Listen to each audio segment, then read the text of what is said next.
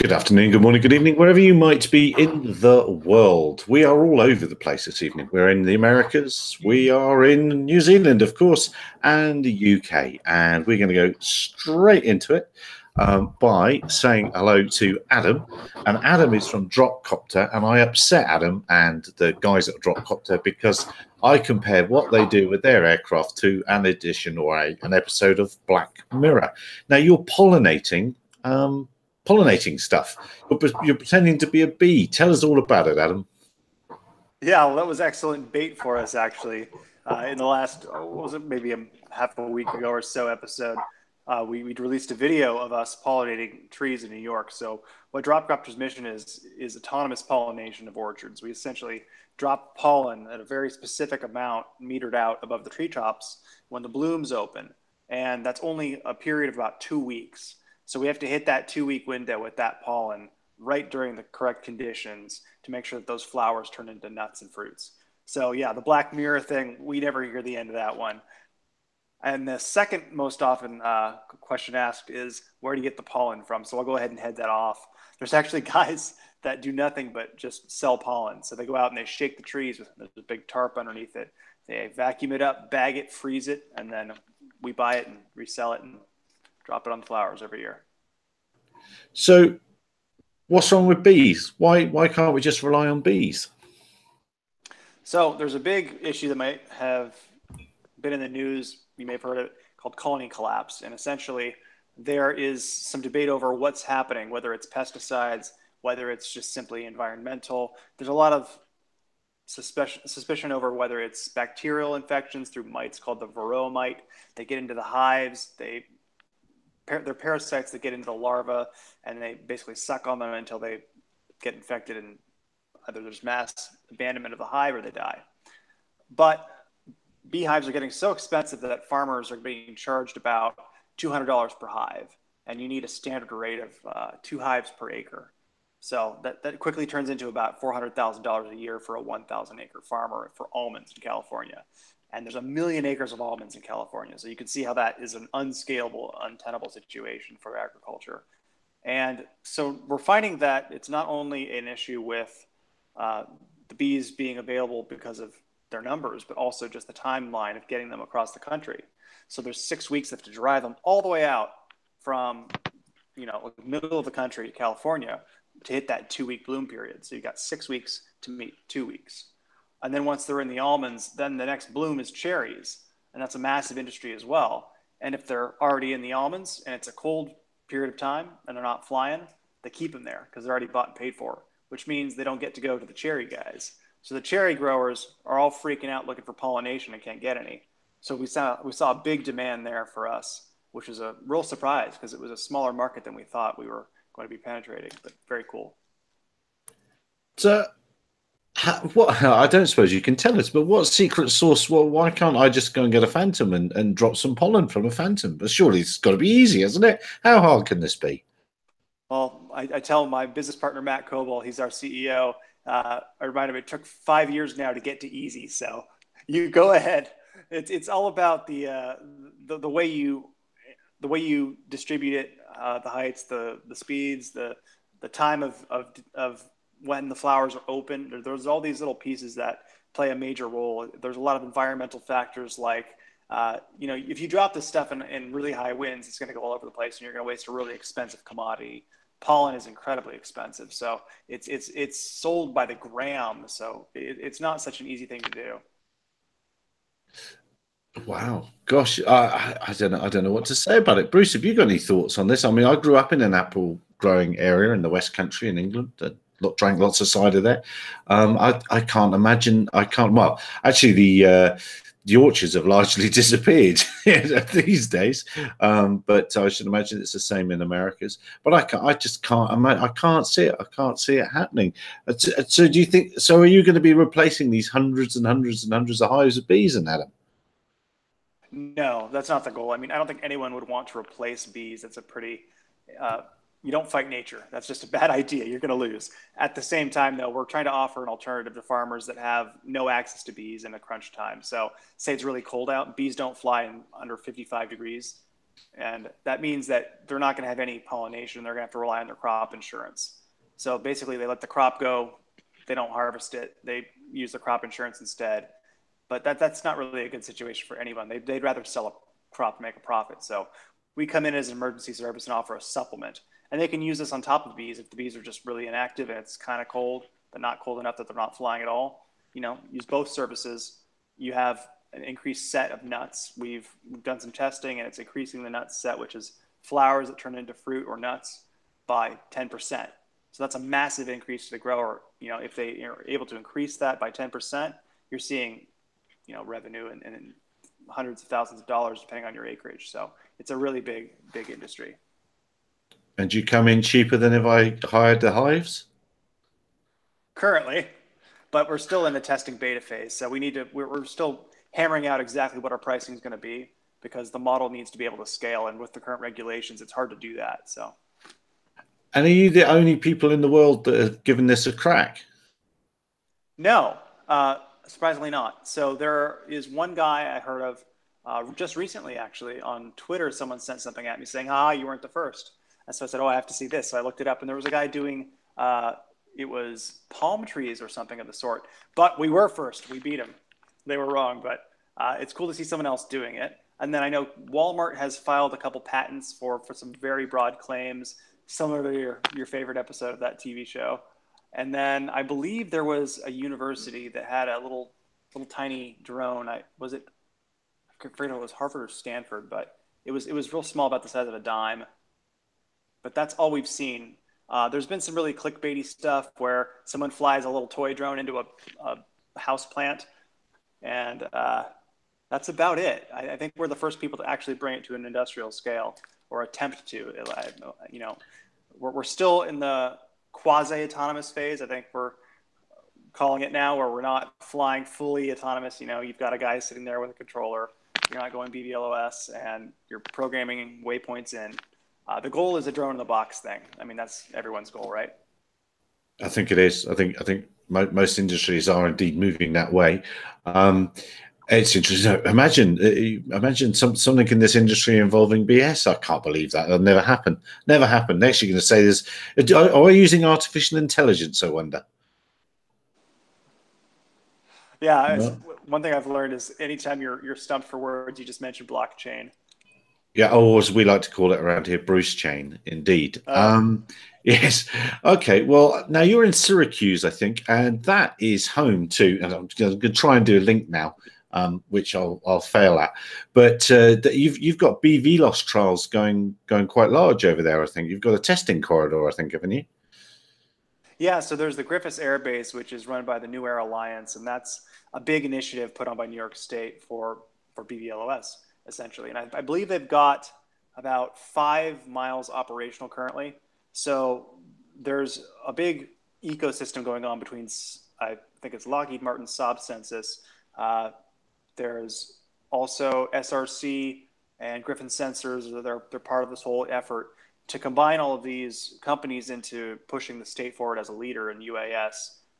And I believe there's currently trials for BVLOS being done.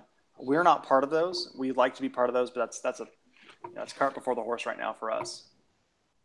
Okay, and the BVLOS part. I mean, how big are these orchards then? How much BVLOS would you need? Is it over the hill and far away? Some of them.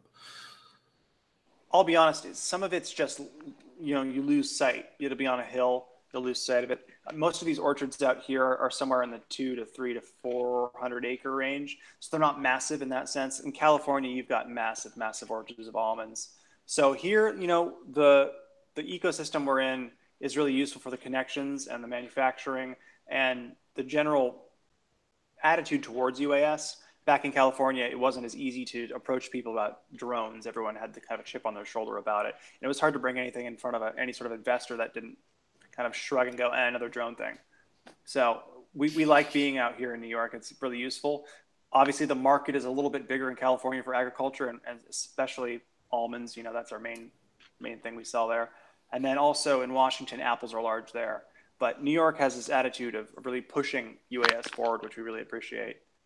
So you're setting this up? Are you setting yourselves up as a service center? Are you going to have these units all over the country, or are you just going to sell these units on to people that might want to use them? Well, we're not an aircraft manufacturer, so that's what we're trying to stay away from. There's plenty of people that make better aircraft than us. We've been forced to kind of build our own at this point because there doesn't seem to be anything between the. I'm not sure if you guys can help me out with that, but there seems to be $20,000 as your entry price for any sort of vehicle that's commercial grade. And then underneath that, you're making it yourself. So we've been making it ourselves. But we'll be selling it as a service, but we'd like to partner with big ag supplier channel partners. We're currently in discussion with some.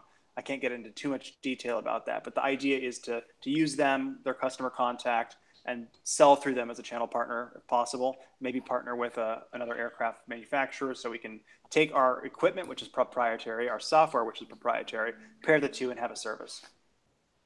Okay. Wow. Has anyone else got any questions to this? Anyone want to talk bees? No one wants to talk bees. Well, maybe we'll come back to bees, but we'll come back to BVLOS. We can circle back around. Hey, see what I've actually got some stuff for that too. Ah, have you now? Well, Rory, and let's just do a radio check on Rory. Can you hear us over? His face is there, but I see now. All right, he said, "Can we come to him last?" So maybe he's got us on in the background doing something else. So the thing, one of the things that's kind of piqued my interest this last week, and I don't know if you saw it, dear viewer, in the UK, there was a sensational live flight, a live BVLOS flight, which was hyped. Not quite to the hill, but it was hyped quite substantially. And if you watch it, I'll put a link to the story. I might even already put it in the show notes underneath. If you watch the video, I think you'll quickly come to the conclusion that it smelt a little. And it did. It smelt big. And I'm very displeased, but I'm surprised I seem to be the only person that's jumping up and down and shouting about it. So let's bring in one of the UK guys first. Who's going to dare comment from the UK first about the SenSat BVLOS flight? James is still on mute. I've seen it. I've seen it. There we are.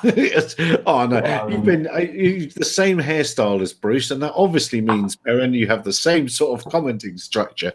That's the Mr. Simpson type comment. That is. Yeah, well, I hope the light's not shining off my head there, but yeah, if it is, apologies. Yeah, no, I've seen it, Gary, and you know, I guess we've seen a lot of industry first in our industry, so. Whilst it's good for SenSat, I would certainly agree with you, and probably the wider industry, it's certainly not the first beyond visual line of sight, you know, flight operation. Within emergency services, we've been training beyond visual line of sight since August last year. I've been involved with BVLOS before that as well. So, you know, operation in the UK, it's, you know, unfortunately for them, it's not new. And you were saying before we started that the police in London actually have some sort of provision under which they can operate BVLOS should the circumstances allow. Perhaps you could unpack that a little for us. Yeah, well, the Met actually filed for or the Metropolitan Police actually filed for a beyond visual line of sight exemption. So they submitted a safety case and they were granted an exemption from the ANO. What's actually happened, or happened in August last year, the CAA published a further exemption, a generic exemption for blue light services that allows you know, emergency services during basically short-term reactive deployments.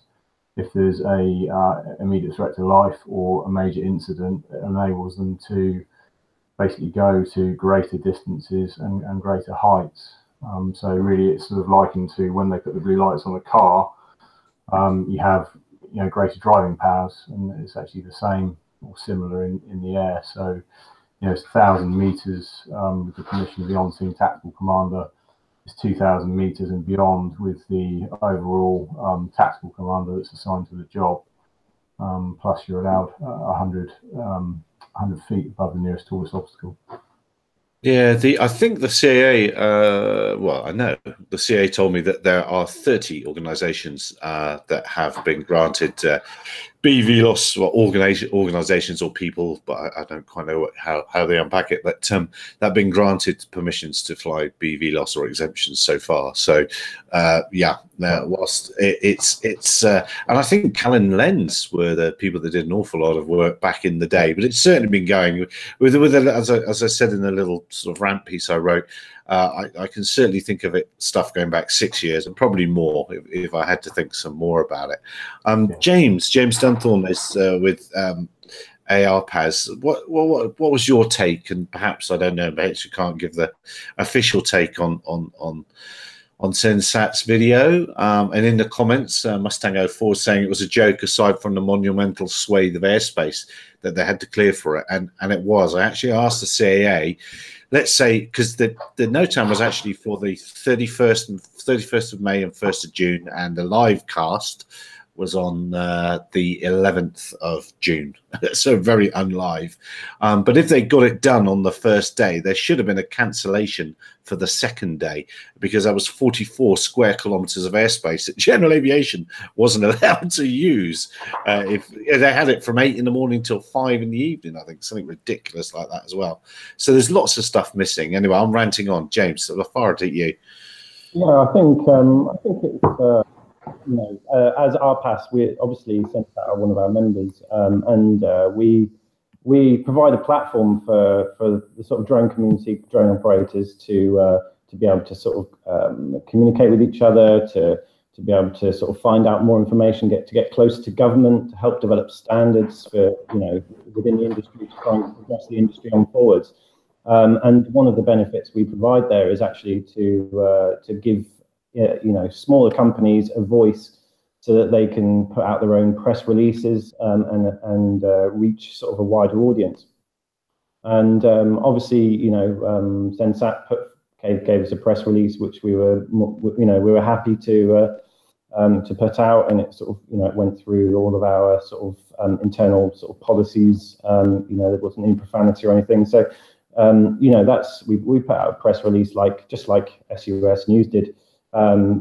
Taking what they've said and then putting it out there. But what we don't do is obviously we're not there to police people's language and fact check.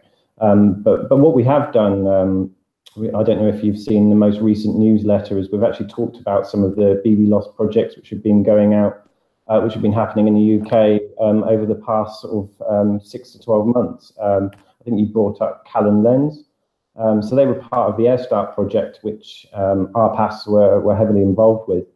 And they were flying in unsegregated terrestrial airspace, as were the RNLI Coast Guard Challenge. Back in April of this year, they were flying in unsegregated airspace as well. I know that Martech Marine are another company doing a lot of work in this space, flying over the sea in unsegregated airspace, trying to I don't actually know what they're doing, but whether it's sort of deliveries to offshore or sort of search and rescue. But there's a lot of projects sort of very recently which have been doing sort of BVLOS in complex airspace in sort of the way that I would personally sort of view complex airspace. But from what I've heard, the SenSat flights were, I think, in the danger area, looking at what the NOTAM that I saw. But that's just speculation at this point, and I'm not there really to comment about that. That's up to SenSat how they would like to sort of portray themselves. But there is there's a lot going on in the UK at the moment. I know UTM, BVLOS is all very much on the edge. And at the Drone Industry Action Group, which I sit on in the UK, we're doing a huge amount of work towards sort of standardizing different aspects, whether that's looking at airspace maps, whether that's looking at BVLOS, whether that's looking at UTM. We're even talking about creating an area of sort of testing airspace, essentially, sort of a playground, as we call it, to test all of these kinds of technologies. So there's a lot going on in this area, and it's encouraging to see. And I don't think we should take away the achievements of what SenSat have achieved. Doing long range communication isn't easy. Obviously, they've gone with a very good aircraft, which has done these kind of work before. But they had a very, from what it looked like, they had a well organised team. They obviously have to have got their permissions to be able to do that. They've had to negotiate that danger area from NATS and work closely with the CAA, put in a safety case to the CAA to go and show why that could be safe. So there's a lot of work that they have done to get and to do those flights. But yes, I do agree that the SpaceX style live stream was very questionable. But congrats to the SenSat team for achieving what they have achieved. So when do you start in politics then? when did you go to Parliament? That was very good, very good. Adam, you had something. You had something on BVLOS? You think you mentioned then? Well, just watching that video, I mean, maybe it's my eyes and I watched it on a phone, but if you look at the GPS on the tripod, and I'm assuming that's a long-range directional antenna there that they have on the other tripod, I didn't happen to see a power source, did you? Well, I must. I'll watch again. I think there's many things. It's like Spot the Ball, isn't it? It's when they do the aircraft checks and the aircraft one. If you listen to the radio, aircraft pointing north, east, west, south, and it's sat on the rail. So there's all that sort of thing. But then again, there's marketing and there's marketing. So the video has nothing to do with the flight. I have no idea what they conducted with the flight, so I can't weigh in on that. And I'm the first one to admit that I am no aircraft expert and know nothing about flying BVLOS with fixed wing aircraft. So, but doesn't it bring into for me, it would have been all fine if they said, "Oh, back at the beginning of the month, we did this," and they didn't live tweet half an hour to go, 10 minutes to go, and then. I'm afraid, James, our PAS did say, "Well, really looking forward to the flight" on your Twitter account. It's like, yeah, that's a bit. I don't know. So it's all a bit too much for me, and it means that I can't. How can anyone trust anything that comes out of them now? Or is that not how the world works? How does the world work for you, Bruce? Very slowly indeed. The whole BVLOS thing is a little bit of a joke because, as we all know, everyone's been doing it for years. It's nothing new. It's just being formalized now and codified, and that means lots of clipboards and fluorescent safety jackets and hard hats and steel cap boots. But I don't know. It's just, everyone's claiming this big. Oh, we did a BVLOS flight, and really, if they think this is such a big deal, then obviously they are perhaps not the right people for the job. They should be getting people that have done it for years, and then it's not such a big deal. And it'll be done a lot more safely. Absolutely. And our man Archangel's not here, and he's regularly, I can't think where he's going out to now, but he's regularly out to jolly far away indeed, isn't he, with his machines. So I mean, it's not beyond the bounds of things, but obviously getting the aircraft to work within a system. And if you want complex airspace, if the Met Police are managing to knock off BVLOS flights within London, if you want complex airspace, that's complex airspace. How would Perren, the copper, sorry, that's a bit rude, but how would he sort that out? Would he use something like Altitude Angel, or how would he know, because of the risks that he was taking in the centre of town? Yeah, well, training essentially. The emergency services invested heavily now in flight training or pilot operators. So I'm an instructor within an emergency service NQE.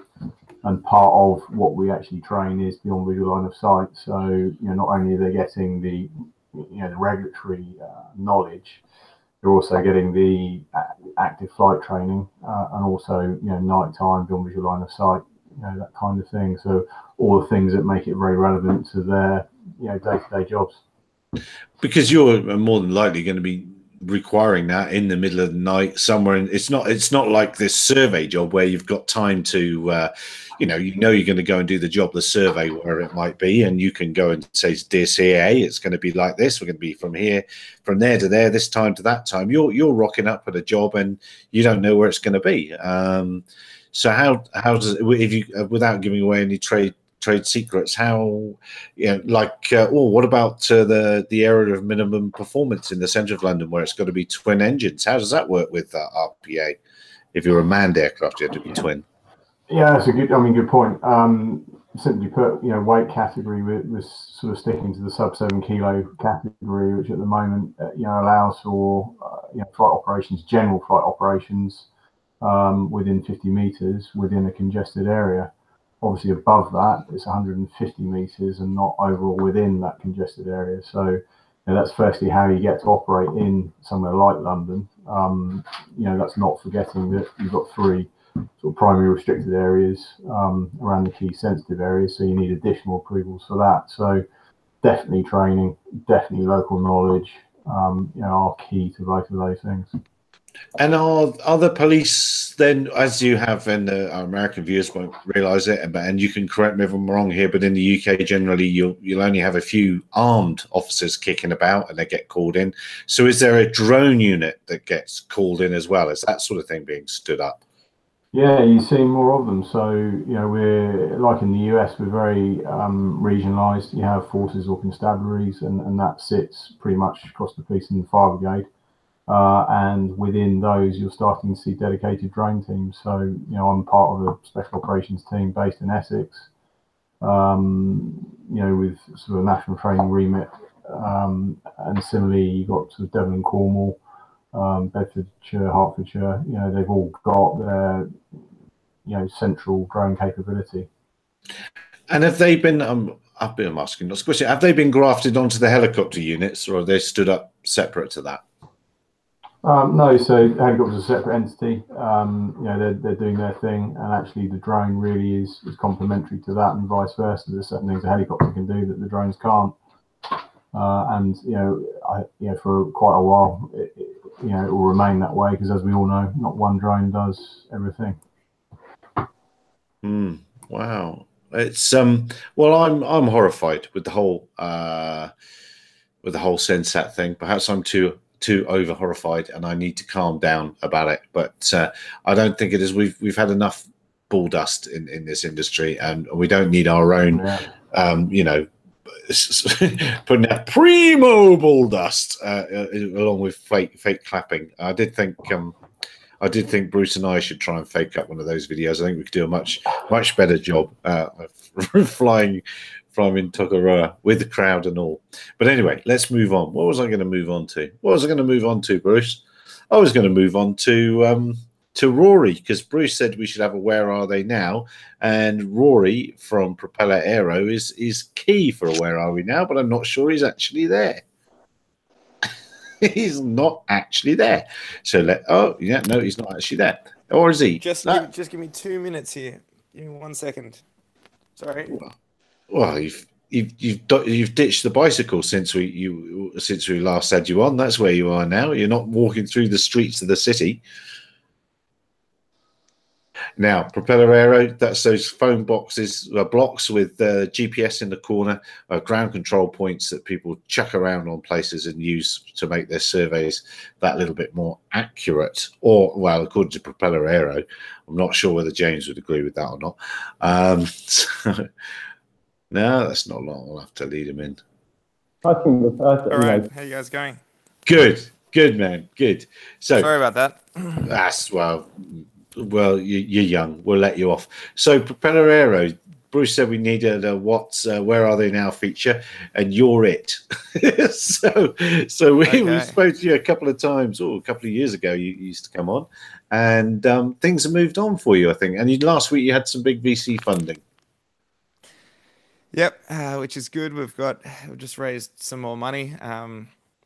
It's obviously it's a really fantastic round, and with really good investors. But I think it's a big step up for us as like a Australian company that is quite capital efficient compared to some of the other headline numbers you'll see from various drone companies around, which are still raising ridiculously big rounds off hard to understand sort of businesses, I'd say. It's politics night. Everyone's being too polite. Name names, name and shame. So your product, has that changed at all since last we spoke to you? Well, we're definitely selling the Aero points still, and they're continuing to help people kind of bring down accuracies or inaccuracies significantly. So they're going really well and kind of being used in, I don't know, 35 countries, I think now, just that hardware. And then the software we sell obviously helps people, like it's a cloud stitching tool, but mostly focused on what do you do once you've got the stitched data. So we've got lots of customers who will still use, their own stitching software, Pix4D or, Agisoft, and upload their results to Propeller, where you can start doing all of those comparisons of data over time and against other sort of design surfaces, and then work out things like, if you're a construction site, how fast are you moving? When will I finish? What is the state of my site compared to last survey? What is the state of my site compared to where it needs to be? Things like that all get pulled out of the software automatically. Are there existing products for that in the building industry? There are. So there's a few sort of progress monitoring tools, I suppose, but they're typically like desktop based and not well set up for the quantity of data you get off a drone. They're more set up for a rover, like a GPS rover. So actually using them to compute this sort of information across these massive data sets is pretty painful. We've just decided that that's what most people want to do on construction sites, and so we'll just build it straight into essentially our tool set, and that's it's actually selling really well. So it's a bit different to like the run-of-the-mill sort of stockpile analysis that you'll get. I mean, you can definitely do that, but for us, it's all about data over time and how we can help as easily as possible everybody on a construction site understand their progress against a plan. Data over time. I think that's the first time I've heard that phrase used. I shall try and remember it. That's quite a good phrase, that, and very much in the modern world. Very good. Yeah. Thanks. Very. And what? So Aero points. Can we expect to see any changes? Different versions? Anything new? Any new hardware coming out, or are you just moving away from hardware into software? No. We've got I suppose we've never been a drone hardware company, and everyone I think has a reaction to drone hardware. But we've definitely never been a drone hardware company. Always kind of supporting hardware, and I think we definitely have a couple of other ideas that are being worked on at the moment. So hopefully by the end of this year, we've got something to show, either in the Aero points land or a totally different category of product. But we're really excited to help these. So it's not just data over time for us, I suppose. It's also about getting as much real-time accurate information as possible for these work sites, so that we can automatically do the measurements that they want to do for them. And that's really where we're headed, like drone or no drone. And where are drone or no drone? There's a clue, isn't it? What are most of the customers using? What if you can say that? What type of aircraft is your most popular? Definitely the Phantom 4 Pro. And it's just people just need a decent camera that is as small as possible, that flies for as long as possible. So for the construction sites that we're doing that are kind of under 80 acres, they can get that in one hit. But the battery swap sort of setups are starting to work pretty well now. So it's becoming more feasible to do bigger areas just with some simple battery swap. We'll still see probably less than 1,000 acres coming up on a multi-copter, and then above 1,000 acres, we're seeing fixed wings obviously step in, the EBs, the UX5s, a couple of other models that will do that work. But again, like people's, we're trying to encourage people to make a decision just based on what their actual needs are, not the spec sheet or not the cost price. And if someone's able to sensibly make a decision that a $2,000 drone that has good battery life and it's pretty reliable, good warranty and support is enough, then that's a great decision, we think. Mustang 04 in the comments saying, so my understanding, it is a construction focused version of drone deploy. I'm not quite sure you want that analogy, but over to you. That's probably pretty close to it. It's we target 4 industries, so quarries, mines, landfills, and construction or civil contracting specifically. And our software is built literally for those customers now. We've kind of changed a little bit from the days of being very generalist as a tool, and we've decided to focus in on those 4 industries where most of them, they all share sort of a big fundamental like need for earthworks. They move lots of material around on those work sites as part of the day to day, and that's what we've decided is the thing that we can help them do best, given what we are good at and what sort of is possible today. So we're definitely, if someone comes to us and says, hey, does your software work with ag or for agricultural workflows? We'll just say, nope, sorry, go and speak to our friends at Drone Deploy. They'll look after you and vice versa. So that's really how it works for those workflows. We're definitely more advanced and sort of focused and deeper in the construction markets, but as a result of that, we're not as wide as other companies. And do you still offer free tiers and things like that for people to try it out? Do you still offer that? We don't actually. So we've changed that as well. We don't have the sort of credit card subscriptions anymore whatsoever. It's all annual, based on how much data you want to capture, essentially. Going from just 5 surveys a year, if you're a quarry or a landfill that wants to do quarterly flights, all the way up to unlimited plans where you can fly as much as you want, attached to each drone. So it's all we're starting to build a sales team, and we're starting to look and feel more like a traditional like a B2B business. If people are interested, they get in touch and we'll have a call with them, understand their needs, another call to run through a demo and really help them make a good decision of whether the propeller is the right tool. And if they do decide, then it's invoice over and away we go. So no free tiers anymore, Gary. That's no good. That's no good at all. Mustang 04 saying, I've got a friend who's a roofing contractor and finds Drone Deploy a very useful versus climbing a ladder for doing estimates. Would this work better for that? Well, if he's if he's trying to estimate if he's doing sort of roof inspections, I'd say you could do like Propeller would do that well, but the inspection workflow broadly is being covered off by Drone Deploy now, so I'd probably recommend staying with them. For us, it's really if you're moving material around, lots of material using Caterpillar and Komatsu, big pieces of iron. That's what you want Propeller for.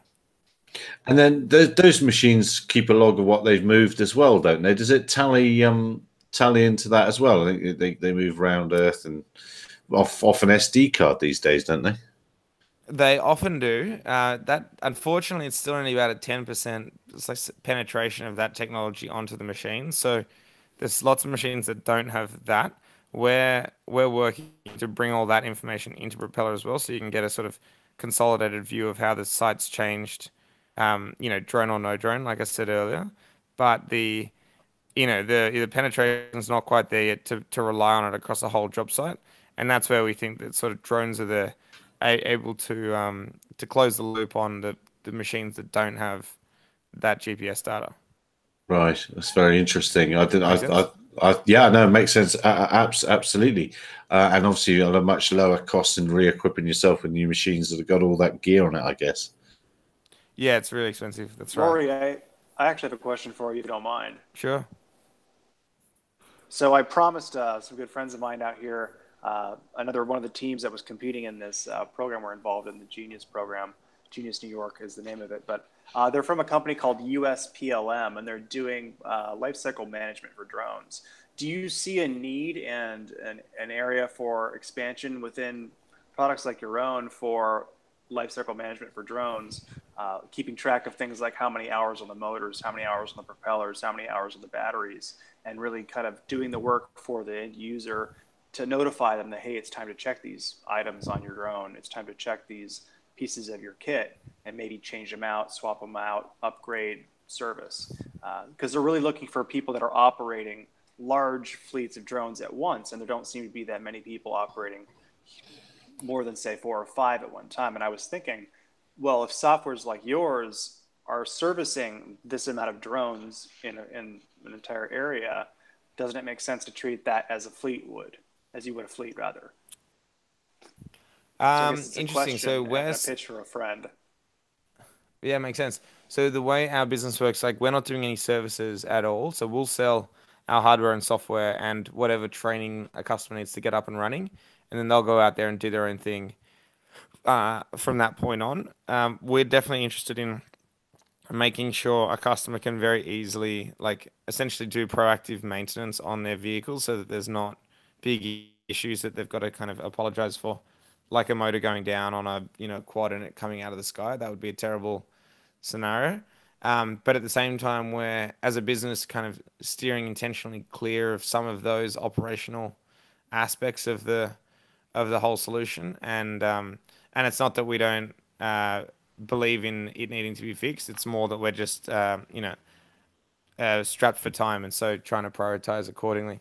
If someone asks us for a solution to do that, then great. Otherwise, we will give them a sort of a rough guideline on how many hours we see between flights, and that they that might translate into X many months or years for them before they need to start thinking about some proactive servicing. I think there are a couple of products a bit like that out there. I think, isn't that CQNet a little bit like that, and a few other things? Has anyone got any experience of any maintenance scheduling systems? Yeah, so like my main job in the money is actually at Ploughman Craven. So we've set up an operation where we started off with it was just being myself flying, and then within around about sort of 18 months, we've got up to 4 pilots now, and we're at that stage. We're trying to bring in an operations management system. So I've just had to do actually this quarter. One of my objectives was to look at operations management systems, and there's a huge range out there. Right the way down from free systems which do this for you, right the way up to things like Centric, which goes right up to the top end and has come from more of a sort of aviation background and come down to the drone sector. So you've kind of got both ends of the spectrum, but yeah, there's lots of solutions out there, each with its own merits, and I guess it depends on what kind of operations company you are and what kind of environments you're operating in. Obviously, if you're in more high risk environments, then maybe towards the top end is better. Whereas if you're flying over Cumbria, then you might not need that so much. But this allows me to put my Randy hat on yet again, and as ever, I wish manufacturers would give us a standard health message, which could be put into a logbook, a standard logging across all platforms and all systems that make life a lot easier if they all spoke an open source similar code when it comes to times and stuff. But there's definitely a market out there for Adam. It's definitely needed. It's going to, and the industry is going the way of fleets. One man bands they're falling by the wayside. So it is large fleets that are coming along. In that direction, who do you think is going to be operating the largest fleets, and who now is operating the largest fleets in all of your opinions? Would you say? I'll say oil and gas. Rory might have a better idea than me, and I'm sure the other chaps do. Well, we've already got construction companies with more than 100 drones, like big multinational construction companies doing that. So I think there's a bunch of industries where there will be big fleets, but today, like for us at least, the ones that we see are all sort of earthworks related, where they're just the challenge of keeping track of job sites is very hard, and that's what we see as the obvious big fleet opportunity right now. And that's what your software's done that from day one, hasn't it? Has allowed a manager to have an overview of all his operations wherever they might be in the world. Correct. Yeah, that's exactly right. And also, I think probably like the telco, and I think we're yet to see anyone like turn around something that's useful and reasonably automated and scalable. But the telcos do seem to want to get their towers inspected sort of en masse. Unsure how that's going to sort of pan out, to be honest. I was going to mention that there's an Australian company operating just up the hill here in Lesotho with a drone in a box solution that is commanded from Australia. Although it's not quite a drone in the box yet, because a bloke has to put it on the table. But that aside, so the worker here in Lesotho puts it on the table, and then it's commanded from Australia. So these things are coming. That's for sure. Thank you, guys. Totally. Where are we going to go now? Oh, I know. I'm just going to say, has anyone else seen anything else this week? Bruce, you've been very quiet. Come on, you must have seen something. And well, I'm glad to see you back. Glad to see you a little bit better. Well, I'm alive, but barely. Yeah, I noticed that in the UK, BMFA has issued a statement saying basically business as usual. Don't worry about the 400-foot ceiling. You know, we can still go to 1,000 and all that sort of stuff. So it kind of leaves me wondering, scratching my head, who does the 400-foot ceiling? Who's it going to affect? I mean, do you have to be a BMFA member to be exempt from that new diktat? Or is it just that you have to fly to BMFA site? Or it's so unclear. And admittedly, there's another month or so before the final decree is made final. But surely there shouldn't be so much confusion in these things, because you're trying to deal with the great unwashed, the people whose IQ is seldom larger than their shoe size, and you've got to let them know exactly what's expected of them, not some sort of vague, oh yeah, you can do this, you can't do that. And that brings me to also to CASA in Australia, because they've got a safety video as a nice cartoony thing designed for little children to watch. And again, they say things like you may not fly within 5.5 kilometres of an airport or a helipad, which is untrue, because some of the regulations allow you to fly right up to the boundaries of a helipad so long as you land when an aircraft comes along, or an uncontrolled airfield so long as you land when an aircraft comes along. So if regulators are going to dumb stuff down so much that it's wrong, that's worse than not giving them information at all, because people will be operating under an illusion that they're doing the right thing, when in fact it's not necessarily the right thing. It's crazy. And speaking of regulators, it's now been 2 months since CAA said, we'll get back to you by the end of the week here in New Zealand, and I've still heard nothing. So there you go. My rant about regulators.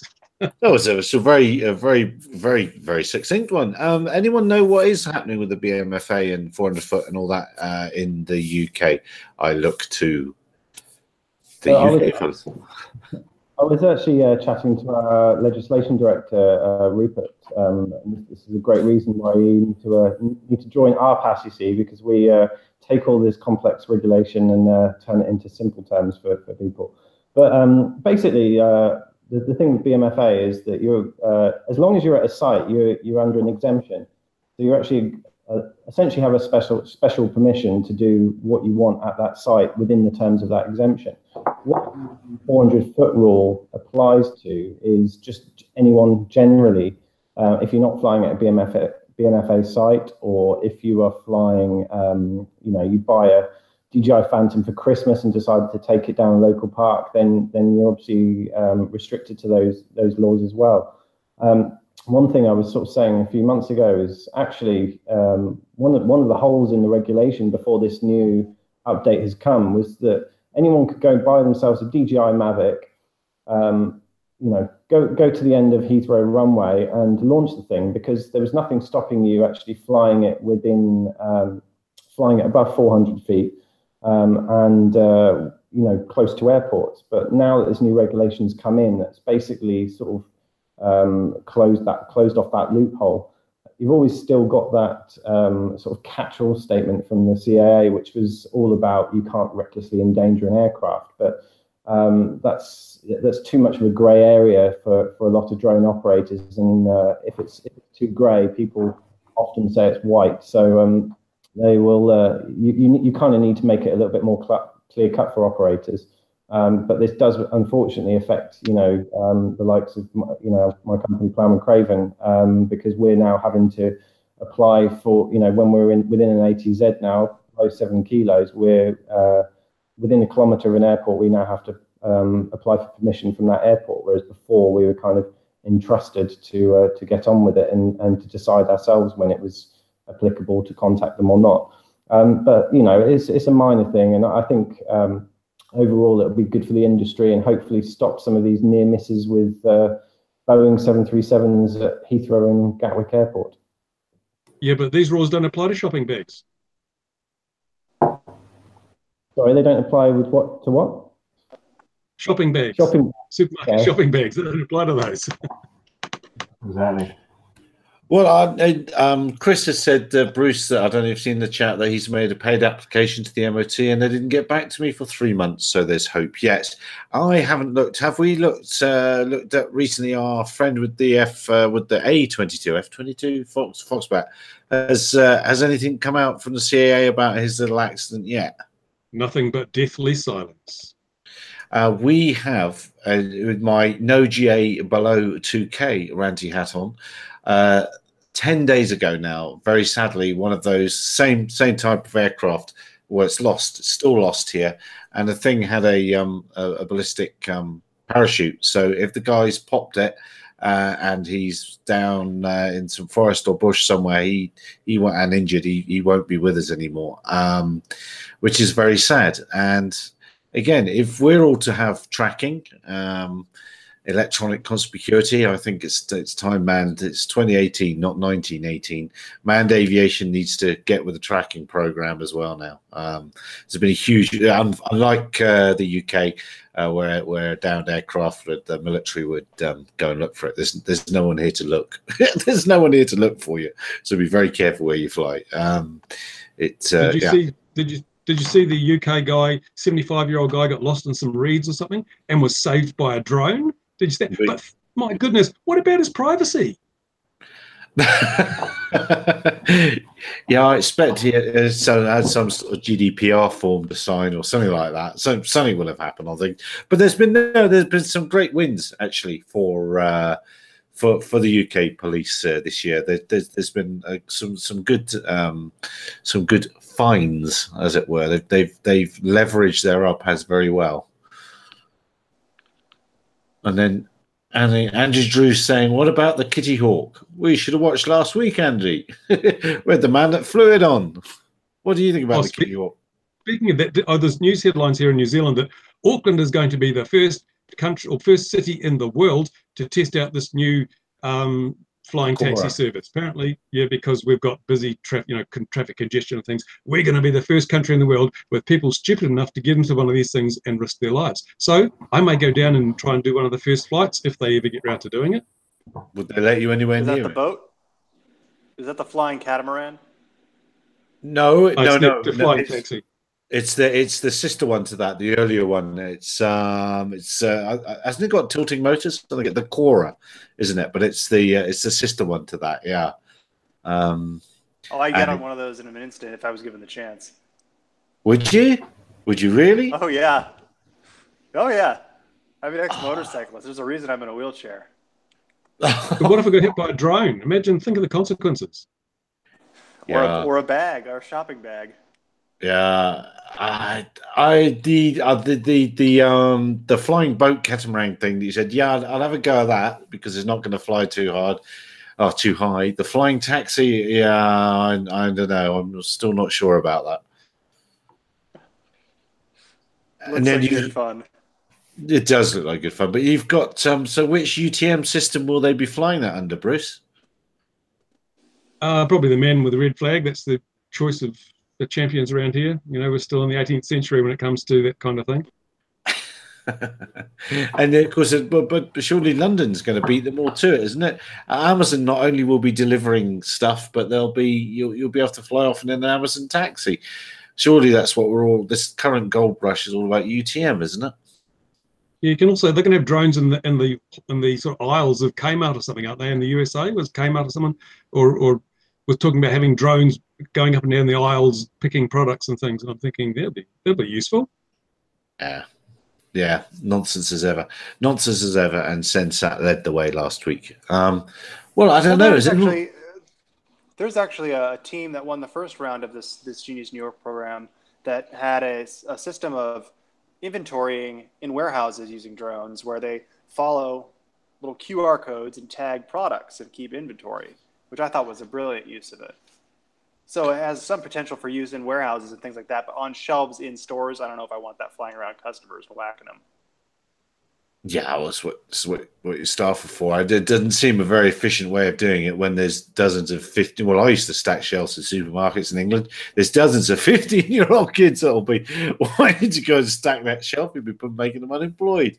And I used to, funny enough, one of my other big jobs was counting cheese in a warehouse when I was doing my commercial pilot's license. So I've done the warehouse gig, going up on a forklift. At Christmas, did you count the baby cheeses at Christmas? Yeah, well, there's Well, I used to count the Stilton as well, and that was in its own concrete room. But am I going off topic? I am a bit. See, I'm from Somerset. Cider apples, cheddar, and cider and cheese. It's just kind of it's a genetic thing. Going off topic. Yeah, no. There's lots of crazy uses that people are going are flying around at the moment, but that has decreased. I've noticed that has decreased a little, and everyone's the Autel Evo. We should talk about that. Do we need to talk about the Autel Evo? Is that just a thing? It's kind of, people have got it, and the people who have got it are happy with it, but it doesn't seem to be groundbreaking in any way apart from the 180-degree tilting camera does it. It's like, whoopee. But what are DJI going to bring out next month? They're making all this sort of noise about on the 18th, I think it is July, big release. What's going to happen there? Well, is it the new Phantom or is it the new Mavic? Which one will it be? Does anyone want to apply their minds in the comments, or is it just it'll just be a handheld gimbal or something like that? Probably going to be a Mavic Platinum or Mavic Titanium, I reckon. Mavic Air Titanium. So the thing is, I think 2019 is actually going to be the year where DJI face some stiff competition, because I think what we've seen is DJI reaching sort of the top of that S-curve for the consumer market. Much like the iPhone was, in the first few models of the iPhone, it sort of transformed from something really rubbish to what we now see with the smartphone. And I think we've done exactly the same from the drone to the smart drone. But now it's kind of stagnating a little bit. So really the changes that they'll be able to make on the drones are very incremental. A little bit of extra flight time, a little bit lighter, a few new video modes. Really, the difference between the Mavic and the Mavic Air wasn't huge. So I think what we're seeing is with the likes of Skydio and this new Parrot drone, that actually the competition has started to catch up a little bit.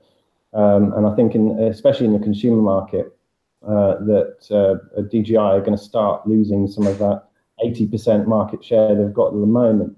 I do know that they're kind of looking at the sort of more sort of commercial markets, though, sort of recently. I've seen a lot of work they've been doing with Leica.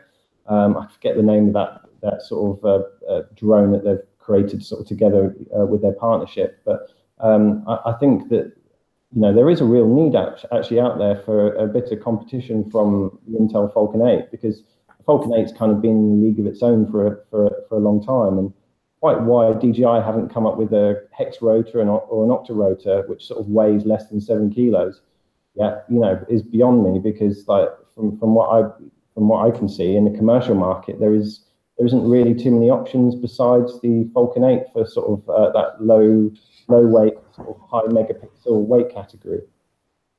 Yeah, I just wish they could get their flight time up. That was the only. Yeah.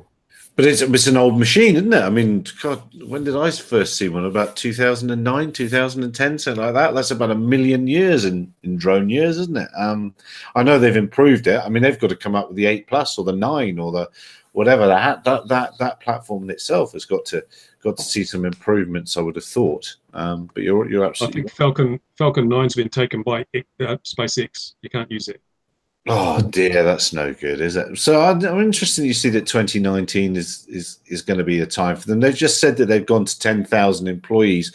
I wonder if they've got to a size, and a huge pot of money, I will say. But I wonder if they've got to a size where it gets harder to innovate as well, because it's just too many meetings to go to. With your tech knowledge, Bruce, is there sort of a point where companies hit that peak? Yeah, there is. Small companies are agile, a fleet of foot. They can do much shorter process development cycle for products. So you will see, that's why you're seeing Skydio and other companies nipping at the heels of DJI. But I think what's going to be the next watershed will be when DJI or another major drone manufacturer releases a sub 250 gram drone that has the flight performance of the current models. That's 20 minutes, 25 minutes, and a camera, a 4K camera. That's going to change the market dramatically, because people will be able to buy these things and not have to register them or worry about the other bits and pieces, go out and use them. And it's also going to introduce a new era of safety, because they're so small, so light, they don't pose the same risk to other people, to property, to aviation. So I think when that happens, we're going to see another resurgence in consumer drone anyway at that stage. But it's probably not till 2019 that we'll see that. I shall Yes, I shall keep my thinking hat on then for 2019. I haven't really thought of much. Because I'm afraid that multi-rotors leave me cold. so I don't like Try them. shorting out the battery wires. That will fix it. Oh yeah, okay, yeah. No, they're great tools. They're very nice. It's very, very nice. They're obviously popular. I'm sure they'll catch on in their own time. Right. Let's see. What are saying comments? People saying 4K was raw at $600. Mavic Pro 2. 4K competitively enough, yeah. Yeah, until battery technology changes, surely there's not a lot can happen. Are we going to say some? One thing that made me laugh quite recently, a little bit off topic, but I don't know if you've seen Deep Aero. I think we did an article on it sort of a few months ago. That blockchain company who are in the UTM space. And I've seen their road. If you have a look at their roadmap, apparently in January of 2020, they'll have integrated it all with air taxis, and we'll start seeing the first air taxis out there apparently. So it sounds like a very exciting few years, and I'm looking forward to the VNV rapid VNV processes they're going to be going through to go and get these certified for the market. I won't believe it till I see the 3D rendering. No, exactly. But they've got the word blockchain in, so that's important. It's an important start. SenSat use the word AI. They're getting the right words in it. You've got to have the right words. It is amazing though, the size of the. I will say electric motors and stuff. You buy them in 50cc, 150cc equivalent sizes. A few years ago, stuff like that would have been very hard to get hold of. So stuff is coming off the shelf now, and you've got enough money to chuck at it. You probably could make something that would fly yourself. But as the UTM part of it, as I alluded to earlier, there's just a current gold rush, and I don't understand at all. I don't understand why any country would hand over control, if you will, of its airspace to private companies, because that's kind of what they're wanting to happen. But maybe this is a rant for another day, because I see we've gone 2 minutes past our time. So I will say for the first time, has anyone else got anything else that they would like to talk about? Well, maybe it's for another episode, but I was curious if anyone read this 77-page release from the National Academy of Sciences on integration in the NAS. Well, it's quite a good little article, and it's something to touch back on. There's just one beautiful little section in it where it says, streamlined waiver processes approved in 30 minutes or less given proof of insurance.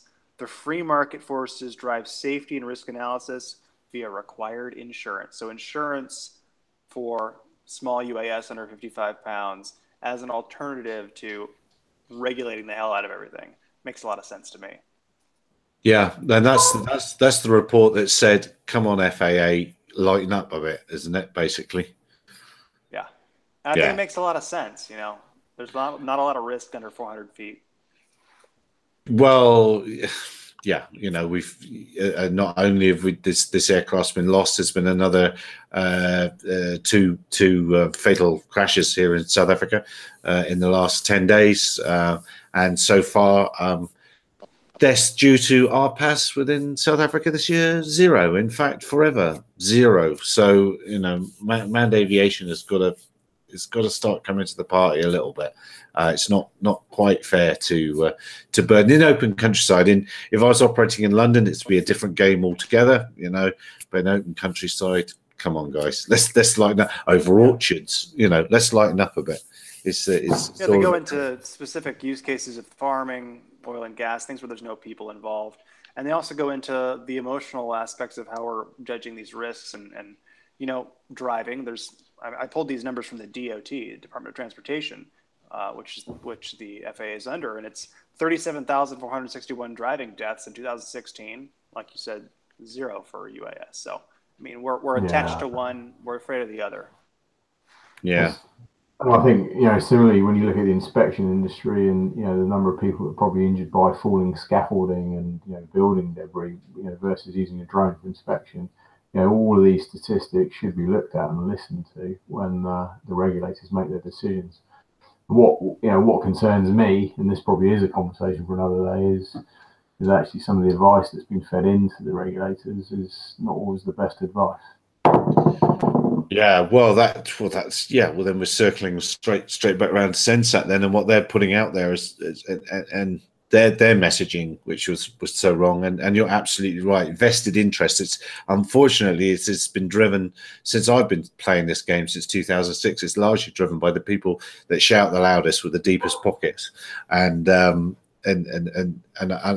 that's what annoyed me so much about the SenSat thing. I know there are great people making great progress with BVLOS flights in the UK that are quietly getting on with it.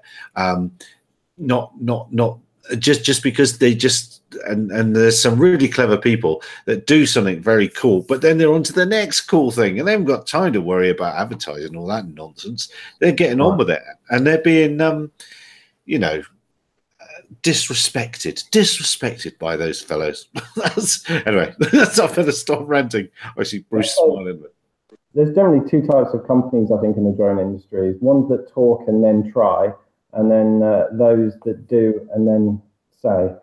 And I think that the latter is definitely the better way to go. You don't need to talk about it until you can do it. Once you can do it, then shout from the hills as much as you like. But all you're sort of doing is inflating your own ego, really, and not really actually getting your company any further forward. But I see this a lot from a whole range of different places. This is, I'd say, 95% of press releases within the drone industry are questionable in a polite way to put it. But yeah, I think the drone industry suffers from this a lot, but I think it is reducing. I think people are actually starting to deliver on what they say now. People are delivering more than they used to. But it's with any new industry, there's that whole fake it till you make it. There's been a lot of people faking it and not very many people making it up to now. So hopefully that ratio will improve over the next sort of couple of years. And I think the customers are beginning to know what they want as well. Instead of being told you need this, they're actually coming out and saying, actually, we'd like that, please. And this is the deliverable we want and what we're going to use it for.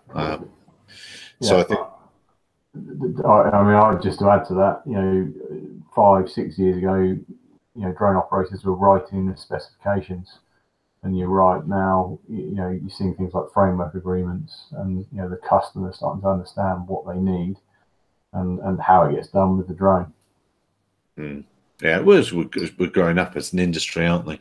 And on that note, on that bombshell, I think it's probably a good time to call it a night. Thank you very much, gentlemen, for joining us. It's been an interesting one. Good to see you again, Bruce. Adam, I promise I won't use Black Mirror references again. I look forward to seeing another growing season. So you've just done your pollination work for the year, and you'll be getting ready for the next season. So right now, yeah, we're finished with pollination. That's usually spring to early summer. Now we're doing R&D, and we'll be reviewing our third-party testing we've done on the orchards that we pollinated. So we've got orchards in California, orchards in New York, and we're going to compare the results and bring that data to the growers, and then hopefully grow from there. But thank you for the opportunity. It's been fun seeing it from this side of the curtain. It's only a pleasure, and I will have you back. And well, you'll have you can work the other half of the year and come down and see Bruce, or come down and see me down in this hemisphere. And we've all got orchards here as well. And Brucey, what's on your build table? Well, I'm building a table, actually. So I'm revamping the studio and preparing for the reboot of RC Model Reviews, which will happen next week sometime. No, very good. Now, another balloon launch yet? No, the wind's been a bit anti-balloony, so just waiting for the right weather. But we've got everything set up there, ready to go. So as soon as the window opportunity opens, we will throw a big black rubbish sack into it. Fantastic! I'm looking forward to that. And James, you've done I've seen some amazing point cloud work that you've done in the past with sort of really incredible detail. What have you got? Any exciting projects coming up that you can share with us? We've got some very exciting projects. I don't know if you know about our framework agreement with Parliament. So we're doing some work around the House of Parliament, 3D modelling with the drone. So that's probably a pretty big one up there. We're doing huge amounts of work with Network Rail on the railways, doing our sort of band 1 accuracy surveys, which we've now got our second aircraft online. So we've got 2 of them out there at the moment. So that's doing quite well. And then sort of for our pass, we're sort of working on the standards. You know, we've talked about a lot of regulation, but actually some of the biggest headway at the moment is being made in the world of standards. And kind of I view regulation as like the stick, and standards as the carrot. You know, it's kind of trying to say, well, look, this is what we kind of agree that should be a good way forward. You know, it's voluntary; you don't have to use them, but if it's beneficial for the industry, then people adopt them. So it's kind of giving people a second approach to the way things work. And I'm doing a lot of work with the BSI, which is Standards Institute, and also work with ISO, so the International Standards Organization. And we're also doing some standards within RPAS are also what would you say? We're running the committee for the Drone Industry Action Group on standards. So if you're interested in getting involved with standards, then obviously, RPAS is a really good way to sort of get involved with those kinds of things. So, Well, that's a great advert. Well done. Stop advert. And we'll have to talk to you some more about that. Be interested to see how they compare to the ASTM F38 and all the other things that have kicked about, and have your opinion on that in the near distance. And then last but not least, Perren, yourself, what's on your lots really. I guess to carry on with the standards theme, we've created some within the emergency services. In fact, they've been running for a little while now. So there's a continuation of that, sort of relating to specific skills. Outside of that, in my commercial capacities, I'm doing a lot that is beyond visual line of sight. So off the back of the RNLI or the HM Coast Guard SAR challenge, we had an approval there for BVLOS. There'll be follow-ons to that. So like James said, or you said, there's a fair bit going on in the background, and to me, BVLOS is only just beginning, really. Yeah, the market's changing, isn't it? All right, gentlemen, thank you very much. Dear viewer, thank you very much. Have a safe rest of the week, an enjoyable weekend flying if that's what you're doing. See you all next week, 2100 GMT, same time, same back channel. Cheers for now. Bye, everybody.